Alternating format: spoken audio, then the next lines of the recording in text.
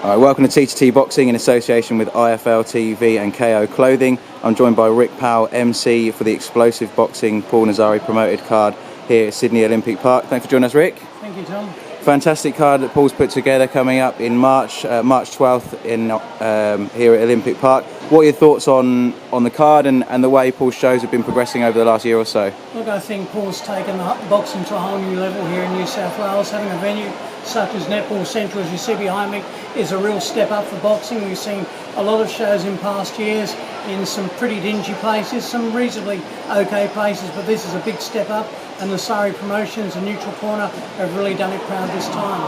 Absolutely, and so I've obviously been travelling to a lot of these shows that you mentioned in smaller venues and maybe not quite fitting of some of the fighters that we see on these shows. And do you think that a showcase like this, a venue like this, is something that can really help push things forward and make 2016 a bigger year for Aussie boxing? Look, that's a really great statement to make, and I've got no doubts what you said is really true. In the past, we've seen boxing undergo some changes to the industry itself, but one of the biggest changes that needs to take place is with the promoters themselves in looking at bigger and better venues, because obviously boxing suffers an image problem. This helps enhance the image of boxing by putting boxing into a great venue such as this, and hopefully it will reflect in the crowds that it will draw.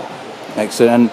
And it's always a gamble making a jump up to, say, a bigger stadium like this, but with a card that we see, with fighters from, Val Bork, who pulls a great crowd, Daniel Kennedy, Mitch Dawson potentially pulls a big crowd, as well as the headliners.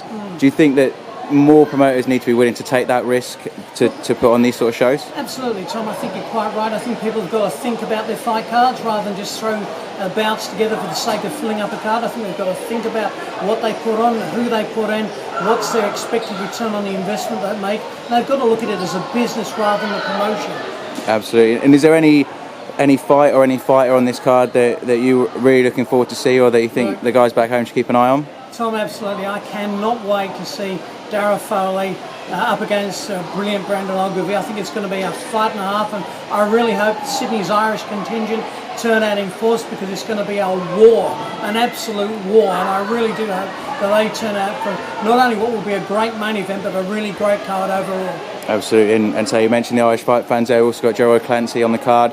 It also brings a rowdy crowd with him as well, so hopefully we'll see some of that, as well as obviously all the Aussies that are packing out the other side of the card. It's going to be a great international card, and I hope everybody turns out for what will be a really great fight night. Perfect. Well, we look forward to seeing you there, Rick. We'll catch up with you on the night. Until then, wish you all the best.